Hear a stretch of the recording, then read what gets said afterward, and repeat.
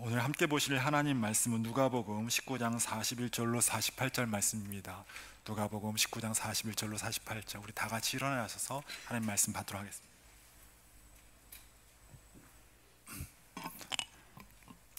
한 절씩 교독하겠습니다. 가까이 오사 성을 보시고 우시며 이르시되 너도 오늘 평화에 관한 일을 알았더라면 좋을 뻔하였거니와 지금 내 눈에 숨겨졌도다. 날이 이를지라 내 원수들이 토둔을 쌓고 너를 둘러 사면으로 가두고 또 너와 및 그 가운데 있는 내 자식들을 땅에 메어치며 돌 하나도 돌 위에 남기지 아니하리니 이는 내가 보살핌 받는 날을 알지 못함을 인함이니라. 성전에 들어가사 장사하는 자들을 내쫓으시며 그들에게 이르시되 기록된 바 내 집은 기도하는 집이 되리라 하였거늘 너희는 강도의 소굴을 만들었도다 하시니라. 예수께서 날마다 성전에서 가르치시니 대제사장들과 서기관들과 백성의 지도자들이 그를 죽이려고 꾀하되 백성이 다 그에게 귀를 기울여 들으므로 어찌할 방도를 찾지 못하였더라. 아멘. 자리에 착석하시겠습니다. 인간과 동물의 그러한 감정을 보면요, 같은 희노애락의 감정을 가지고 있는 것 같아요. 똑같은 감정, 보면은 똑같은 것을 느끼고 있는 것처럼 보이지만 사실은 조금 다르지요. 인간이 느끼는 그런 감정과 또 동물이 느끼는 감정이 달라요. 왜냐하면 인간은 이성이 있고 또 지혜와 지식이 아무래도 동물과는 좀 차이가 있기 때문에 아무래도 느끼는 감정 또한도 다른 것을 알 수가 있는데요.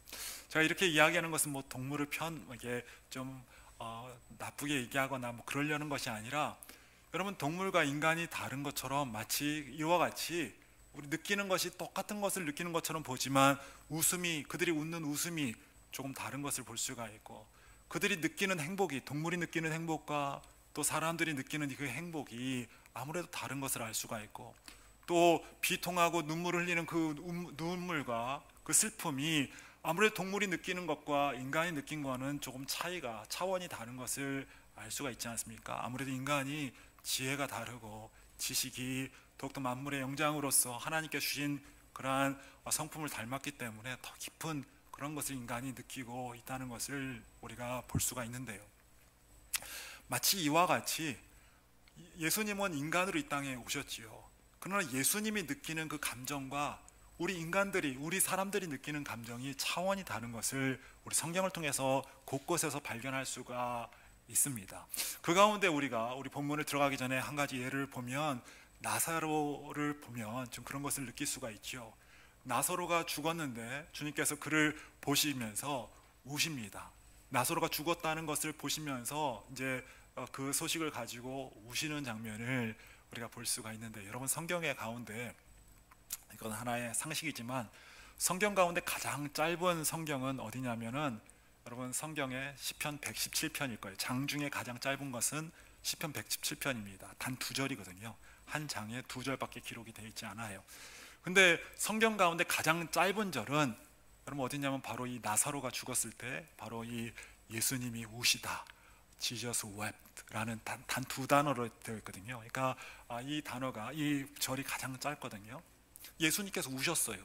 근데 그 울음이, 그 슬퍼하는 그 모습이 인간과는 조금 다르다는 것을 우리가 알 수가 있는데요, 나사로가 죽었기 때문에 그를 다시 볼 수 없기 때문에 그 미안한 감정에, 참 안타까운 마음에 불쌍해서 지금 우는 게 아니에요. 예수님께서 그렇게 우시는 것처럼 보이지만 사실은 그것이 아닌 것을 알 수가 있어요. 나사로가 죽기 전부터 그를 통하여서 예수님은 뭐라고 얘기하셨냐면, 하나님의 아들이 바로 이것을 통해서 영광을 얻으리라, 아들이 이것을 통해서 영광을 얻으리라 라는 이야기를 했고, 또 뿐만 아니라 예수님께서 그를 살릴 계획을 이미 가지고 있었던 것을 알 수가 있습니다. 그래서 이미 예수님께서 나사로를 살릴 계획을 가지고 나사로를 바라보고 있어요. 그러면서 벌써 나사로가 죽었다는 소식이 들리기 전에 벌써 예수님께서 나사로가 죽었다, 제자들에게 나사로가 죽었다 라고 얘기하면서 지금 나사로에게 재촉해서 빨리 가도록 이제 제자들을 재촉하는 장면이 나오거든요. 그러고 나서는 이제 베다니로, 나사로가 사는 베다니로 갔을 때 마르다가 먼저 나와서 예수님을 영접합니다. 근데 마르다가 처음 나와서 하는 말이, 예수님이 여기 있었으면 우리 오빠가 안 죽었을 텐데 예수님이 없어서 우리 오빠가 죽었어요. 우리 오빠가 벌써 죽었어요 라는 이야기를 합니다. 그랬더니 예수님이 하시는 말씀이 전혀 슬퍼하지 않으시고 뭐라고 얘기하시냐면, 네 오빠는 아니야, 살 거야, 내가 살리리라 라는 이야기를 하면서 그 유명한 말씀, 여러분 너무나 잘 아시는 말씀, 나는 부활이요 생명이니 나를 믿는 자는 죽어도 살겠고 무릇 살아서 나를 믿는 자는 영원히 죽지 아니하리니 내가 이것을 믿느냐? 라는 말씀을 이 마르다 앞에서 이야기를 합니다. 그러니까 이 말은 무슨 말이에요? 내가 살릴 것이고 나를 믿는 자는 절대 죽지 않아, 내가 살릴 거야, 전혀 슬퍼하는 내색도 없이 나는 살릴 거야 라는 이야기를 합니다. 그러는 가운데 이제 마르다가 마리아를 데리고 오거든요. 그랬더니 마리아가 오면서 벌써 이제 막내라 그런지 아무래도 감정이 더 벅차올라요. 예수님, 똑같은 마르다와 똑같은 이야기를 합니다. 예수님이 계셨으면 우리 오빠 안 죽었을 텐데 예수님이 없어서 우리 오빠 죽었어요. 그러면서 이 마리아는 대성통곡을 합니다. 울어요. 마리아만 우는 것이 아니라 그 옆에 있는 모든 사람들이 웁니다. 요한복음 11장 33절에 예수께서 그가 우는 것과 또 함께 온 유대인들이 우는 것을 보시고 심령이 비통히 여기시고 불쌍히 여기사라는 이야기가 써 있죠. 지금 예수님께서 지금 나사로를 통하여서 비통히 여기시고 우는 것이 아니라, 자세히 보면은 지금 마리아를 보면서 또 저를 보고 함께 온 유대인들이 우는 것을 보시고 비통히 여겼다. 여기 비통히 여겼다라는 말은 에네브림 메사토라는 히브리어 이 말인데, 헬라어 말인데, 이 에네브림 메사토라는 이 헬라어 말은 그냥 슬퍼서 우는 것이 아니라 이 굉장히 감정이 격해서, 다시 말하면 분노하면서 좀 마음이 격한 감정으로 슬퍼하셨다. 왜 우리가 우는 것도 슬퍼서 우는 것도 있지만 좀 이렇게 마음이 격앙돼서 막 우는 그런 것도 있지 않습니까? 그러니까 다시 말하면 나사로를 보고 우는 것이 아니에요. 이 울은 사람들 때문에 우는 거예요. 다시 말하면 예수님이 왔음에도 불구하고 여전히 지금 믿음이 없이 계속적으로 지금 이렇게 이야기하고 지금 믿음이 없이 굉장히 슬퍼하는 그런 믿음 없는 사람들을 바라보면서 주님께서 비통해 하시면서 슬퍼하시는 그 사람들을 바라보면서 안타까워하시는 예수님이 기록이 되어 있는데요, 우리의 감정과 예수님의 감정이 사뭇 같아 보이지만 사실은 같지가 않죠. 나사로를, 여러분, 주님은 이미 살릴 계획을 가지고 있었고 살릴 능력이 있고, 다시 우리처럼 똑같이 나사로를 못 볼 것 때문에 지금 슬퍼하거나 괴로워하는 것이 아니라 지금 이 사람들을 통해서 보는, 이 우는 이 사람들을 통해서 비통해 하시고 지금 슬퍼하시는 예수님의 모습이 성경에 기록이 되어 있습니다. 좀 뭔가 다른 감정의 차원이 다른 그런 예수님의 모습이, 우리와 다른 예수님의 모습이 성경에 기록되어 있다는 것을 우리가 알 수가 있죠. 오늘 본문에도 마찬가지예요. 우리가 좀 이해가 안 되는 부분이 오늘 본문에 말씀이 있습니다. 오늘 본문에서도 보면요, 예수님이 통곡을 하시면서 우시는 장면이 또 한 번 나옵니다. 예수님께서 우시거든요. 근데 좀 이해가 안 되지요. 예수님이 드디어 예루살렘에 입성합니다. 낙이 타고 예수님께서 입성을 하고 있어요.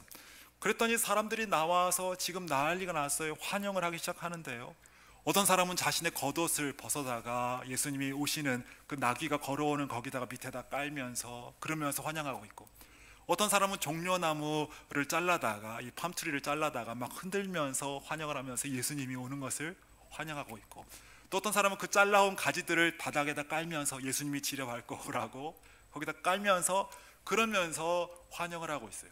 그러면서 사람들이 막 소리를 지르기 시작합니다. 다윗 자손 예수여 호산나, 다윗의 자손 예수여. 우리 따라할까요? 호산나. 이 호산나라는 말이는요, 두 단어의 합성어예요. 호산이란 말은 야수아라는 말에서 이제 그 호격이 바뀌면서 호산이라는 말로 바뀌는데, 이 야수아라는 말은 구원하소서라는 말이 구원하소서.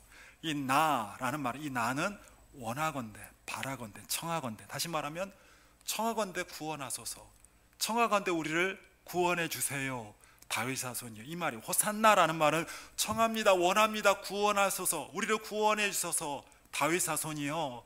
예수님이 오시는데 호산나 다윗의 자손이요 그러면서 찬양을 하면서 열렬히 지금 환영하고 있어요. 지금 예수님이 우리를 구원해 달라고 그러면서 외치고 있어요. 그러면서 또 누가복음과 요한복음에서는 주님의 이름으로 오시는 왕이요 이스라엘의 왕이요 다시 말해 지금 들어오시는 예수님을 향하여서 왕 대접을 하면서 극진하게 지금 왕같이 모시면서 그러면서 환영을 하고 그 난리예요. 지금 아마 예수님 평생에 아마 이렇게 환영을 받는 그러한 모습은 어디에 찾아볼 수 없을 정도로 지금 대환영이 일어나고 있고 막 사람들이 나와서 왕처럼 대하고 있고 막 사람들이 여기다가 막 깔고 난리가 났어요. 지금 이런 경우는 없어요. 그런데요 오늘 본문에 좀 보면 이상해요. 41절을 보니까 가까이 오사 성을 보시고 우시며 보통 이렇게 막 사람들이 환영하고 그러면은 모르겠어요. 여러분은 어떻게 할까요? 저 같은 아마 무대 매너가 있지 않습니까? 적어도 내가 좀 힘들어도 그냥 밝은 표정으로 그냥 고개라도 끄덕끄덕 하면서 손이라도 한번 이렇게 흔들면서 그러면서 사람들을 이렇게 내가 뭐 좀 몸이 힘들더라도 울 일은 아니잖아요. 거기서 환영하는데 그래도 매너를 가진 모습으로 이렇게 할 텐데 아니 우리 예수님이 조울증이 있으신가 아니면은 허리가 아파서 이러시는가 갑자기 우시는 거예요. 여기 우신다는 이 에클라우센 이 말도 그냥 속으로 삭히면서 그냥 눈물을 훔치고 뭐 이게 아니라 통곡을 했다는 거예요. 우시는데 그냥 통곡을 하시면서 우시고 계세요. 그러면서 굉장히 슬퍼하고 있는데요. 어째서 이렇게 슬퍼하시는가?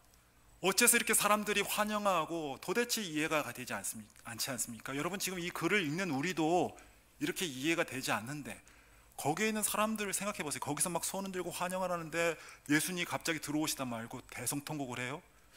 이게 뭐야? 그러면서 아마 굉장히 이상한 그런 모습을 보면서 이게 뭔가 싶을 정도로 이상한 그런 생각을 했을 거라고요. 어째서 주님께서 이렇게 우시고 계시는가? 오늘 본문에는 왜 예수님께서 그렇게 통곡하셨는지가 기록이 계속적으로 되어 있는데요. 41절과 42절에 같이 다시 한번 보면요. 가까이 오사 성을 보시고 우시며 이르시되 너도 오늘 평화에 관한 일을 알았더라면 좋았을 뻔하였거니와 지금 내 눈에 숨겨졌도다. 이르시되 너도 오늘 평화에 관한 일을 알았더라면 좋았을 뻔하였거니와 지금 내 눈에 숨겨졌도다. 성을 보시면서 얘기를 하고 있거든요. 근데 이것은 하나의 의인화죠. 의인화지요. 누가 성에게 얘기하겠습니까? 지금 성을 바라보시면서 지금 여기에 있는 환영하는 이 사람들을 두고 얘기하는 거예요. 다시 말하면 예루살렘에 사는 사람들, 아니 더 넓게는 이스라엘 전체를 가지고 성을 바라보시면서 이제 이야기하고 있는 거죠. 의인화해서 지금 얘기하고 있는 것이죠. 그러면서 뭐라고 얘기하냐면 너도 평화에 관한 일을 알았더라면 좋았을 뻔하였거니와 지금 내 눈에 숨겨졌도다. 무슨 말이에요? 너희가 평화를 모르고 또 뿐만 아니라 너희가 지금 눈이 가려졌다. 지금도 모르지만 앞으로도 이 평화에 대해서 너희가 모르겠구나. 평화에 대해서 모르는 것에 대해서 굉장히 보이면서 안타까워하면서 슬퍼한다는 사실을 우리가 본문을 통해서 알 수가 있죠. 참 아이러니한 모습이죠. 어떻게 평화에 대해서 모른다고 저렇게 우시나 또 생각이 들 수가 있는데 평화에 대해서 너희가 알지 못하고 너희가 가려져서 앞으로도 평화에 대해서 모르겠구나 라는 이야기를 하고 있어요. 여러분 근데요 한번 생각해 보세요. 이스라엘 사람만큼요 평화에 대해서 간절한 사람이 없어요. 한번 생각해 보세요. BC 586년부터 나라를 잃었어요. 완전히 바벨론 초토화가 돼서요 평화가 없는 나라예요. 평화가 없는 나라. 계속 다른 나라의 속국으로 살면서 지금 우리나라는 일제강점기 30년 그거 가지고도 지금 이를 갈면서 우리의 평화를 빼들어갔다고 그러면서 이를 가는데 지금 이 사람들은 30년이 아니라 적어도 586년은 지금 계속적으로 평화가 없었어요. 계속적으로 평화가 없는 나라예요. 그러니까 얼마나 평화에 대한 갈망이 얼마나 대단했겠습니까? 그러니까는 인사가 우리 따라할까요? 샬롬. 샬롬이라는 게 인사가 샬롬, 피스라는 말이거든요. 샬롬이라는 말은 평안하십니까? 아니면 평안하세요, 평안히 가세요. 샬롬이라는 말이 평화라고 하면서 서로의 평화를 기원해주고 또 평화에 대해서 묻고 평화가 얼마나 중요하면 평화에 대해서 이야기하면서 인사를 하겠어요? 또 뿐만 아니라 예루살렘, 이 예루살렘이라는 이름 자체가 평화의 도시, 평화의 왕국, 평화의 근원이라는 말이에요. 다시 말하면 이들은 얼마나 평화에 대해서 간절했으면 평화의 도시에 살면서 평화의 근원인 삶을 살기를 원하니까 평화의 도시다, 예루살렘이다 라고 이름을 지으면서까지 평화를 갈망하겠습니까? 그런데 문제는요, 그렇게 평화를 갈망하는 이 사람들이, 문제는 예수님 보시기에 평화를 몰라요. 평화가 뭔지도 모르고 지금 이러고 있어요. 여러분, 성경이 말하는 평화는 여러분 기억하세요. 하나님 자체입니다. 여러분, 하나님 자체가 평화예요. 이 땅에서 우리는 평화를 원하지만 여러분, 진정한 평화는 하나님 자체이고 예수님 자체가 평화인 줄을 믿으시길 간절히 축원을 드립니다. 주님을 잃고 나서는 진정한 평화가 인간에게 있을 수가 없죠.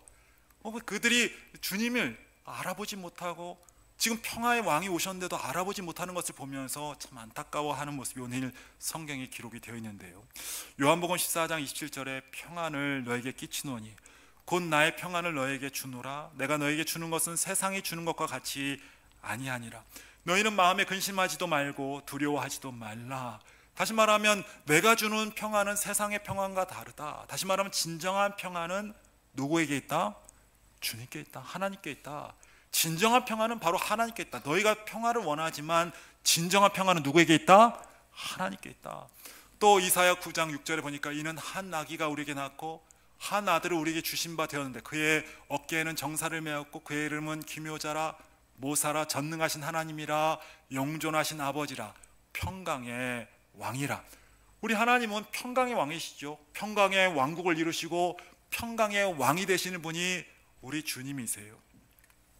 다시 말하면 이렇게 평화의 근본이 되신 예수님을 알아보지 못하는 그들을 보면서 안타까워 우시는 것을 볼 수가 있는데요.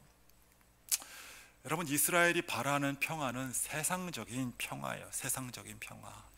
여러분, 당시에 로마는 뭐라고 외쳤냐면 팍스 로마나. 들어봤을지 모르겠어요. 팍스 로마나. 이 팍스라는 말이 피스라는 말이거든요. 로마나 그러면 로마의 평화, 로마의 평화라는 말이 팍스 로마나라는 말이거든요. 이 팍스 로마나를 외치면서 로마는 어떻게 했냐면 힘으로 모든 세상을 정복하면서 누구도 건들 수 없는 평화, 누구도 뺏을 수 없는 평화를 힘으로 눌러가면서 그러면서 자신들의 평화를 이루어 가려고, 세상의 평화를 힘으로 짓눌러서 평화를 이루려고 했던 것이 당시에 로마의 그러한 평화의 모습이었어요. 다시 말하면 지금 이스라엘 백성도 마찬가지예요. 이들이 원하는 것은 팍스 이스라엘이에요. 힘으로 모든 것을 누르고 다시 한번 세상을 제패하면서 그러면서 지금 세상을 평화롭게 자기의 평화를 누구도 뺏을 수 없는 그 평화를 이루기를 원했던 거예요. 마치 바벨탑을 만들어 놓고 이제 그때 당시에 홍수가 나지 않았습니까? 근데 그 홍수가 났는데 이제 다시는 자신들이 홍수를 당하지 않도록, 자신들이 이제 이러한 어려움을 당하지 않도록 그렇게 바벨탑을 만들어서 평화를 누리게 하려고 했던, 누구도 건들지 못하는 평화를 얻으려고 하는 그러한 모습을 볼 수가 있는데,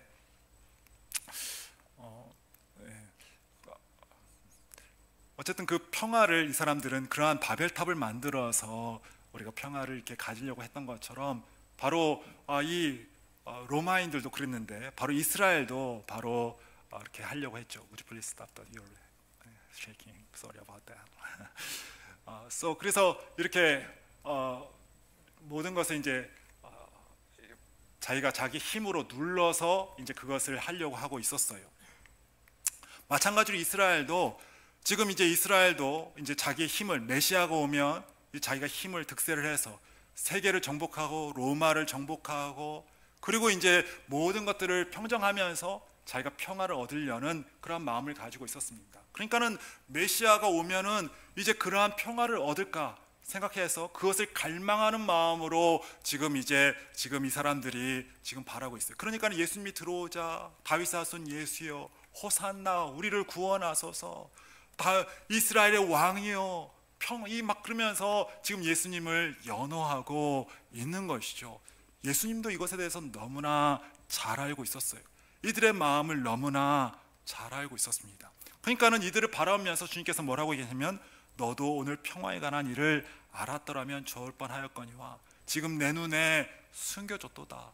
너희가 지금 그것을 알지 못하는구나. 지금 진정한 평화에 대해서 알지 못하고 세속적인 평화, 너희가 힘으로 지금 누르려는 그 평화, 지금 바벨탑과 같이 그렇게 너희 힘을, 하나님과 같은 힘을 가지고 누구도 건들 수 없는 그런 평화를, 너희 힘으로 세속적인 그런 평화를 이루려고 하는구나 라고 바라보면서 예수님이 원하시는 그런 평화를 주시기 위해서 오셨음에도 불구하고 예수님을 발견하지 못하는 그러한 이스라엘을 바라보면서 지금 슬퍼하고 괴로워하고 있는 것을 볼 수가 있죠. 이사야와 모든 선지자들을 통하여서 예수님이 어떤 고난을 당하실지, 어떠한 역사를 이루실지, 어떠한 구원을 이루실지, 어떠한 참 평화를 주실지 그렇게 말을 많이 주님께서 하셨음에도 불구하고 이들은 자기의 그러한 이 세상의 것에 사로잡혀서, 이 땅의 평화를 위해서 사로잡혀서 그들이 여전히 알아보지 못하는, 예수님을 알아보지 못하는 그러한 모습을 보면서 주님이 슬퍼하고 괴로워하고 있는 것을 볼 수가 있습니다. 결국 예수님께서 십자가에 달려 돌아가시죠. 근데 여전히 이들은 예수님에 대해서 알아보지 못하고 있어요. 오히려 예수님을 잡아서 십자가에 달아 죽게 만들고 있죠. 또 뿐만 아니라 여전히 지금까지도 이들은 팍스 이스라엘, 여전히 팍스 이스라엘, 이 땅에 자신들의 평화를 줄 메시아가 올 것을 기다리면서, 저들은 지금 옆에 있는 이 회당에 있는 유대인들은 지금도 메시아가 언제 올 건가, 언제 주님이 오실 것인가, 메시아가 언제 올 건가 지금도 기다리고 있는 것 아니겠습니까? 여전히 주님이 오셨음에도 불구하고 알지 못하는 저들을 바라보면서 너도 오늘 평화에 관한 일을 알았더라면 좋았을 뻔하였는데 지금 너희의 눈이 가려졌다. 예수님의 슬퍼하시는 모습이 오늘 성경에 기록이 되어 있습니다. 두 번째로 왜 주님께서 이렇게 슬퍼하셨는가, 우리 43절과 44절에 보면 이렇게 쓰여 있습니다. 43절과 44절에 보면 같이 읽어보겠습니다. 시작. 날이 이를지라 내 원수들이 토든을 쌓고 너를 둘러 사면으로 가두고 또 너와 및 그 가운데 있는 내 자식들을 땅에 메어치며 돌 하나 돌 위에 남기지 아니하리니 이는 내가 보살핌 받는 날을 알지 못함을 인하함이라. 결국 이들이 망할 것을, 멸망할 것을, 이렇게 예수님을 거부하는 이들이 결국 멸망할 것을 바라보면서 슬퍼하고 있는 것을 볼 수가 있어요. BC 586년에 바벨론에 의해서 완전히 멸망했던 이스라엘이 이제 3차에 걸쳐서 이제 스룹바벨과 에스라와 느헤미야를 통해서 왕궁과 또 성전이, 예배당이 다시 재건이 되지 않았습니까? 근데 다시 한번 완전히 초토화되는 때가 있어요. AD 70년에 우리 로마의 티투스라는 그런 장군이 들어와서는 완전히 초토화를 시킵니다. 이 성을 가로막고는 5개월 동안 가로막고는 완전히 예루살렘과 이스라엘을 완전히 초토화시키는 사건이 AD 70년에 다시 한번 나타나거든요. 바로 이러한 모습을 보면서 주님께서 슬퍼하고 괴로워하고 있는 것을 볼 수가 있는데요. 여러분, 사실 이렇게 초토화되고 이스라엘이 초토화되고 완전히 멸망하는 그 모습이 이스라엘에게만 나타나는 것인가? 그렇지 않죠. 이스라엘만 완전히 초토화돼서 돌 위에 돌 하나 남기지 않고 다 초토화되는 것이 아니라, 여러분, 이 세상의 모든 것이 돌 하나 위에 돌이 하나가 남지가 않습니다. 그 대단했던 로마, 팍스 로마나, 그 로마 어디 갔어요? 이제는 역사 속에 사라졌어요. 이탈리아가 남았다 하지만 그 이탈리아는 옛날 그 로마가 아니에요. 그리스, 헬라, 그리스 대단했던 알렉산더 대왕의 그 대단했던 명성, 세상을 정복했던 알렉산더 대왕 어디 갔어요? 사라졌어요. 그 알렉산더가 이루었던 그 나라 어디 갔어요? 이제는 사라졌어요. 없어졌어요. 그 나라가 어디 갔습니까? 징기스칸이, 몽골이 세상을 정복했던 그 대단한 위용과 대단했던 그 징기스칸 어디 갔어요? 어디가 있습니까? 이제 중국도 중국 가운데 가장 조그만 나라로 하나 남아있을 뿐이지, 점 하나 남아있을 뿐이지 돌 하나 남지 않는 그러한 모습을 볼 수가 있죠. 여러분, 어디 나라만 그렇습니까? 나라만 그런 게 아니죠. 우리의 인생도 마찬가지예요. 언젠가는 이 땅에서 여러분 영원히 살 것 같지만, 여러분, 우리 어떻게 해요? 벌써 우리는 반 이상을 살았어요. 우리의 인생에. 우리의 인생이 결국은 우리가 주님께서 말씀하신 것처럼 우리 도자기와 같이 질그릇과 같이 바스러질 날이 얼마 남지 않았어요. 돌 하나 위에 돌 하나 남지 않는 바스러질 인생이 우리 인생 아닙니까? 마치 안개와 같이 있다가 사라질, 없어질 인생이 바로 우리 아닐까요? 시드는 꽃같이 시들어버릴 인생이 우리의 인생이죠. 바로 그러한 인생들을 바라면서 우리 주님이 슬퍼하고 있는 것인데요. 그러면서 오늘 본문에 왜 주님께서 슬퍼하시는가 계속적으로 말씀하고 있는데 44절에 보니까 이는 내가 보살핌 받는 날을 알지 못함을 인함이라. 이는 내가 보살핌 받는 날을 알지 못함을 인함이라. 참 이해하기 힘든 말이에요. 참 이해하기 힘든 말. 여러분, 우리 한국 성경이 참 이게 해석이 좀 어렵게 되어 있을 때가 참 많죠. 영어로 읽으면은 훨씬 더 이해하기가 쉬워요. Because you did not recognize the time of God's coming to you. 무슨 말이에요?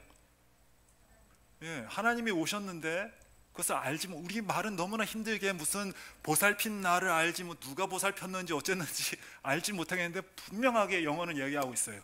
주님이 오셨는데 너희가 알지 못했기 때문에 이렇게 멸망했다라는 것을 이야기해 주는 거예요. 다시 말하면 예수님이 오셨는데 알지 못했기 때문에 너희가 완전히 초토화가 됐고, 하나의 상징적이지만 너희 나라가 초토화된 것뿐만 아니라 너의 인생이 완전히 초토화되는 것을 이야기해 주고 있는 것이죠.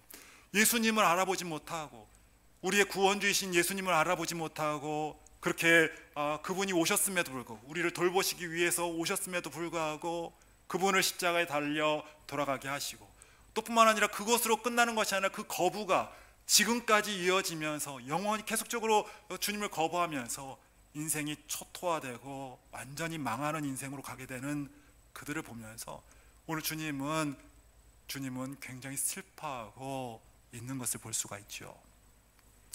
어쩌면 저 주님의 눈물과 슬픔이 어쩌면 이곳에 있는 여러분, 몇몇이 될지 모르겠지만 여러분 가운데 몇 사람을 보면서 슬퍼하고 괴로운 모습으로 이 가운데 있는 사람 중에 보고 있는 사람이 있지 않을까요?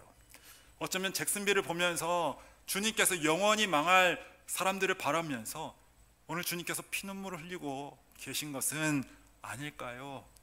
팍스 로마나 팍스 이스라엘, 아니 팍스 잭슨빌을 외치면서 이 땅에서의 평화와 이 땅에서의 삶에 집중하면서 우리 주님이 왔음에도 불구하고, 평화의 왕이신 주님이 왔음에도 불구하고 주님을 알아보지 못하고, 우리를 보살피고 구원하기 위해서 오셨음에도 불구하고 알아보지 못하고 영원히 망할 사람들을 바라보면서 영원히 부서질 돌 하나 남지 않을 인생을 사는 사람들을 보면서 우리 주님은 그렇게 한탄하고 통곡하면서 울고 있는 것은 아닐까요?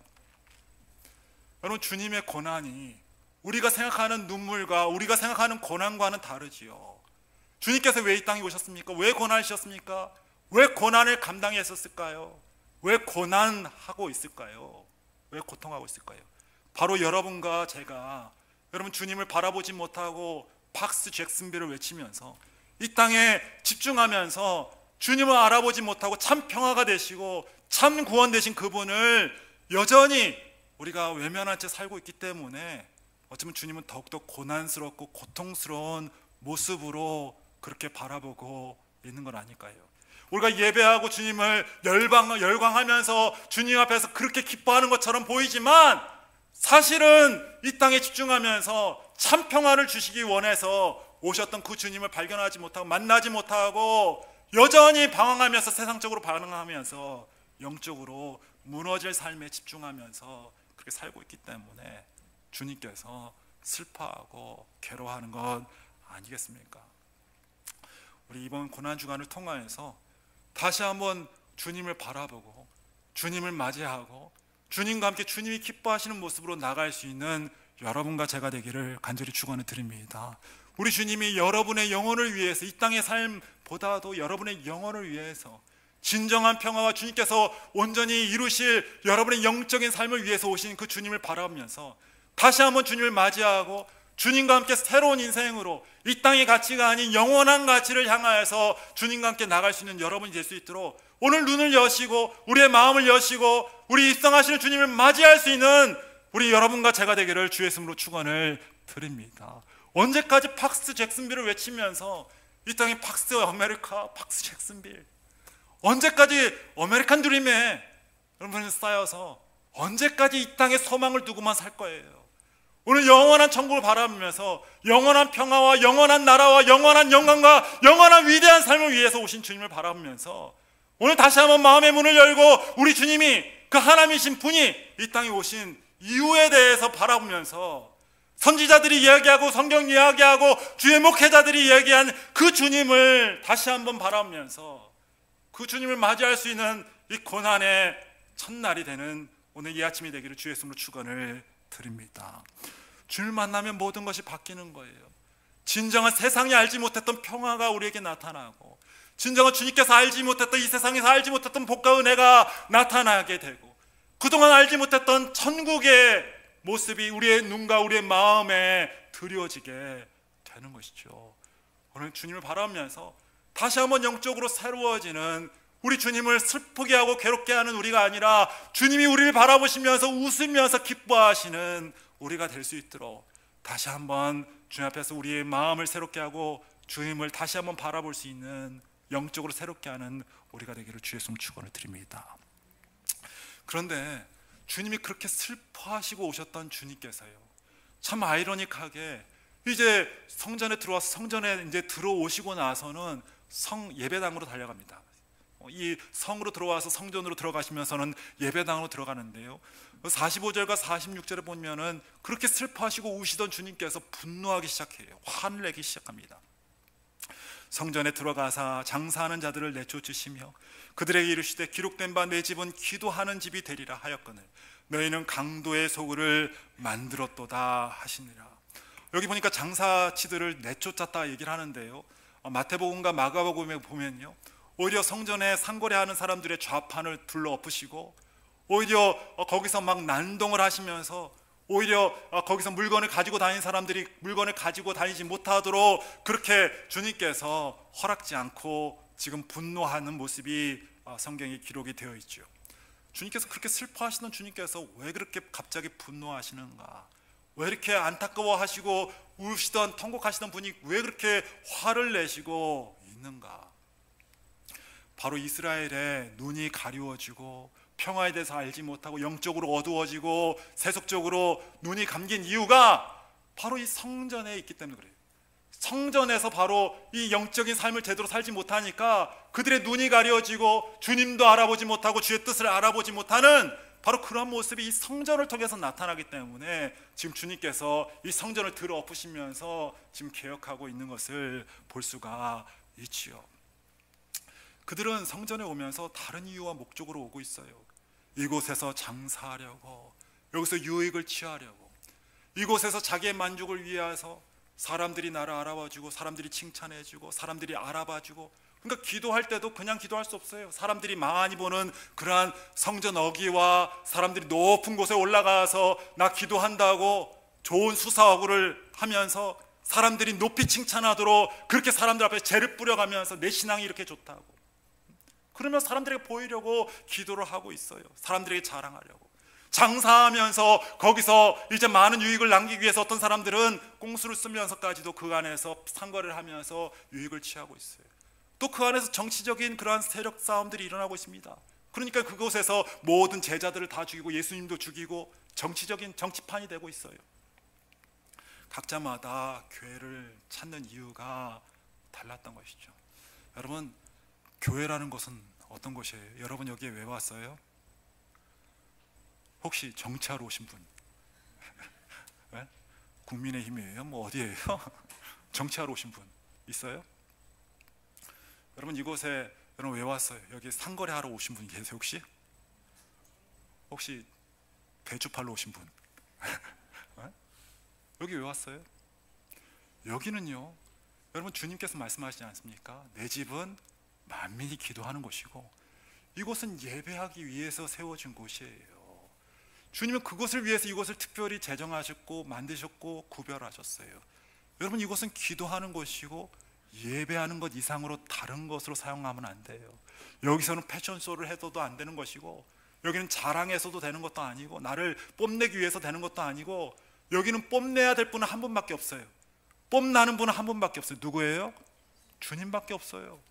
나를 뽐내서 주님을 가려서도 안 되고, 여러분 이것은 템플이에요. 성전이에요. 여러분 나를 자랑하려고 하지 마시고, 여러분 여기서는 템플이에요. 여기서는 장사 안 돼요. 여러분 이곳에서는요, 다른 것은 안 돼요. 정치적인 것도 안 돼요. 정치 밖에서 하세요. 여기는 주님을 예배하는 것이고, 주님께 각자가 경건한 마음으로 기도하는 것이죠. 바로 그것이 안 되니까, 주님과의 단절이, 영적으로 기도가 안 되고 예배가 안 되니까, 주님과의 단절이 되니까 눈이 가려웠어요. 주님의 뜻이 보이지 않고, 그렇게 이사야를 통하여서, 그렇게 예레미야를 통하여서, 미가를 통하여서, 많은 선지자를 통해서 그렇게 예수님에 대해서 이야기를 했건만, 주님의 뜻은 온데간데 없어요. 알아도 소용없어요. 알아도 오히려 방해하려고 그러고, 헤롯 같은 사람은 죽이려고 그러고, 알아도 소용없어요. 벌써 눈이 가려져 있어요. 세상적인 욕망으로 가려졌어요. 박스 이스라엘, 이제 자기들이 이루어질 메시아를 통해서 이루어질 그런 대단한 나라를 이루기 위한 그런 마음이 있기 때문에 예수님 와도 소용없어요. 그걸 이루어야 되거든요. 눈이 가려져 있어요. 안타까운 것이죠. 여러분, 교회는 무엇보다 기도하는 것이고, 여러분 예배하는 것이죠. 여러분, 바로 그것이 막힐 때 바로 여러분 교회는 무너질 뿐 아니라 세상은 무너지는 거예요. 기도가 없는 여러분 이스라엘 역사를 보세요. 기도가 막히고 예배가 막힐 때 여러분 세상이 무너집니다. 여러분 사사시대 봐요. 여러분 사사시대 왜 무너졌어요? 그 승승장구하고 가나안을 다 정복했던 그 이스라엘이 왜 망했습니까? 기도가 끊기고 예배가 끊기니까 어떻게 돼요? 거기서부터 내려앉기 시작하는 거예요. 여러분 다윗 시대, 그렇게 대단했던 그 다윗 시대 왜 열왕국으로 갈라지고, 왜 그렇게 나라가 두 쪽 세 쪽으로 나뉘어지고 그래요? 왜냐하면 기도가 끊기고 예배가 끊기니까, 구심점이 사라지니까, 인간들이 거기서 판을 치고 싸움질하고, 그 안에서 사단이 역사하면서 2분열 3분열 되면서 나라가 초토화되지요. 여러분 성도도 마찬가지예요. 여러분 인생을 돌아봅시다. 언제 여러분 가장 행복했나요? 여러분 언제 가장 여러분 은혜가 넘쳤어요? 기도가 있고 예배가 있을 때는 우리가 가난해도 행복하고, 우리가 어떤 삶에 있어서도 그것이 어디든지 여러분 주님이 계신 곳은 그 어디나 하늘나라 천국으로 바뀌지요. 그러나 많이 가졌다 해서 여러분 우리가 기도가 끊기고 예배가 끊기면 벌써 우리 삶이 지옥과 같이 되고, 은혜가 끊기고 우리 삶이 무너지는 것 아니겠습니까? 기도가 중단될 때 영적으로 어두워져요. 기도가 중단되면 하나님과 관계가 서원해져요. 기도가 중단되면 모든 영적인 힘을 잃게 돼요. 결국 주님을 잊고 방황하다가 사단의 유혹에 끌려다니다가 결국 주님께서 매질하는 그러한 사람으로 바뀌게 되는 것을 볼 수가 있는데요. 여러분 내일부터 우리가 특세를 시작합니다. 특세 시간은 몇 시라고요? 6시 반. 여러분 기도로 무너졌다면, 예배가 무너졌다면 다시 한번 주님께 나와서 기도하면서 여러분 다시 한번 주님을 맞이하고 주님과 함께 빛나는 인생으로, 다시 한번 주님과 함께 새로운 인생으로 나갈 수 있는 여러분 되기를 간절히 축원을 드립니다. 여러분 평생에 새벽 기도 한번 못하신 분도 아마 있을 수도 있겠어요. 한번 나오셔서 여러분 이 귀한 시간에, 은혜가 준비된 이 시간에, 저도 이 시간을 준비하면서 많은 시간을 드리고 기도를 드렸어요. 여러분 이 준비된 시간에 나와서 기도하면서 그 전에 느끼지 못했던 은혜들을 경험하는 귀한 은혜의 시간 되기를 간절히 축원을 드립니다. 저로서는 늘 이렇게 좀 안타까운 것 중에 하나가 이게 준비된 그 은혜가 있거든요. 그러니까 보면은 누릴 사람들은 다 누리고 있는데 참 못 누리는 거 보면은 참 안타까운데, 여러분 나오셔서 기도하시면서 다시 한번 청하의 왕으로 오신 주님을 만나게 되시고, 우리를 돌보시고 구원하시기 오신 주님을 이 기도 시간을 만나면서 새롭게 우리 인생이 피어나고 역사되어져 가는 이 시간이 되기를 간절히 축원을 드립니다. 주님이 계신 곳에 진정한 자유가 있어요. 주님이 계신 곳에 진정한 평화가 있어요. 진정한 승리는 주님의 계신 곳에 있지요. 오늘 주님 만남으로 인하여서 다시 한번 새로워진 우리 인생이 되기를 간절히 축원을 드립니다. 여러분 주님은요 우리와 생각이 다르고 느낌이 다른 것 같아요. 감정이 달라요. 오늘 이스라엘에 이제 예루살렘에 입성하면서 많은 사람들이 지금 환호하고 연호하고 있어요. 근데 예수님은 울고 계세요. 또 성전에 들어가면서 분노하고 있어요. 왜 그런가? 우리 사람은 겉에 보는 모습을 보면서 분노하고 화를 내지만 주님은 그 영적인 것을 보면서 슬퍼하시고 분노하신다는 사실을 알 수가 있죠. 우리의 영혼을 새롭게 하면서 여러분, 주님이 기뻐하시는 모습으로, 주님께서 우리를 사랑하시는 그런 모습으로 우리 영을 새롭게 할 수 있는 여러분 모두가 되기를 간절히 축원을 드립니다. 주님이 고난스럽게 여기시는 사람이 아니라 주님이 즐거움으로 여기시는 여러분과 제가 되기를 주의 이름으로 축원을 드립니다. 기도하겠습니다. 참으로 주신 하나님 감사합니다. 이제 사순절 이제 지나서 고난주간으로 들어옵니다. 아버지 하나님, 주님께서 고난주간으로 들어가시면서 이제 종료주의를 맞이하여서 들어가는 그 입구서부터 주님께서는 고통스러워하시고 또 분노하시는 모습을 우리가 바라보게 됩니다.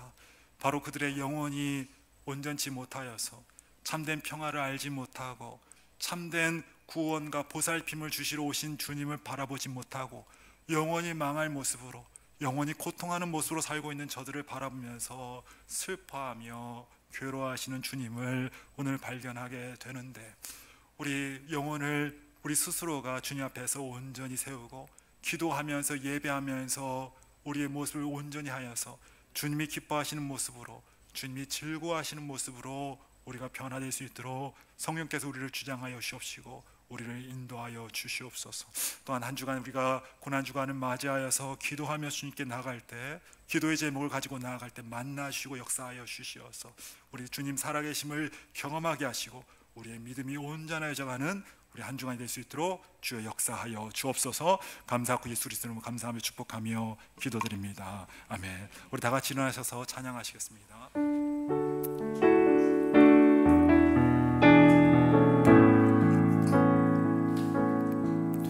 주께 가까이 날 이끄소서. 간절히 주님만을 원합니다. 채워주소서. 주의 사랑을 진정한 찬양 드릴 수 있도록 목마른 나의 영혼 주를 부르니 나의 맘 만져 주소서. 주님만을 원합니다. 더 원합니다. 나의 맘 만져 주 목마른 나의 영혼 주를 부르니 목마른 나의 영혼 주를 부르니 나의 맘 만져 주소서. 주님만을 원합니다. 더 원합니다. 나의 맘 만져 주소서. 다시 한번 주께 가까이 날 이끄소서. 주께 가까이 날 이끄소서. 간절히 주님만을 원합니다. 채워주소서. 주의 사랑을 진정한 찬양 드릴 수 있도록 목마른 나의 영혼, 목마른 나의 영혼 주를 부르니 나의 맘 만져주소서. 나의 맘 만져 주소서. 주님만을 원합니다. 더 원합니다. 나의 맘 만져 주소서. 우리 이 시간에 같이 기도하실 때 하나님 나의 마음을 만져 주옵소서. 나를 새롭게 하여 주옵소서. 영적으로 새롭게 하여 주옵시고 주님이 기뻐하시는 내가 되게 해달라고, 나를 만나달라고 우리 주여 한번 부르시고 기도하겠습니다. 주여 아버지여, 이 시간에도 아버지 박수의 승리를 외치면서 아버지 하나님의 간드림을 외치면서 여전히 아버지 이 땅의 삶에 집중하고 있는 아버지 우리의 모습이라면, 아버지 하나님 그 모습을 바라면서 괴로워하시고 슬퍼하시는 아버지 우리의 모습이 있다면 이 시간에 회개하며 주님께로 돌아갈 수 있는 우리가 될 수 있도록 주여 인도하여 주시옵소서. 주님이 기뻐하는 내 모습이 되게 하시고 주님이 원하시는 내 모습이 되게 하시고 하나님이 원하시는 모습으로 나갈 수 있도록 아버지여 역사하여 주옵소서. 주님 불쌍히 여겨 주시옵소서. 여전히 아버지 눈이 감겨져 있습니다. 여전히 우매합니다. 여전히 영적으로 아버지 주님께 온전하지 못한 모습으로 우리의 모습이 서 있겠습니다. 아버지 불쌍히 여기시고 예수의 보혈로 새롭게 하시고 성령께서 인도하여 주셔서 우리의 모습이 온전하게 하시고 하나님이 인하여서 하나님 기뻐하시는 모습으로 천국을 향하여서 주님이 주시는 참 평화와 주님이 주시는 온전한 아버지 은혜를 향하여서 나갈 수 있는 우리가 될 수 있도록 주여 인도하여 주옵소서. 우리의 모습이 아버지 주님 기뻐하시는 모습, 아버지 주님께서 아버지 사랑하는 모습으로 바뀔 수 있도록 주여 인도하여 주시옵소서. 붙들어 주옵소서. 역사하여 주옵소서. 아버지 하나님 우리를 인도하여 주옵소서. 주님 붙들어 주옵소서. 주님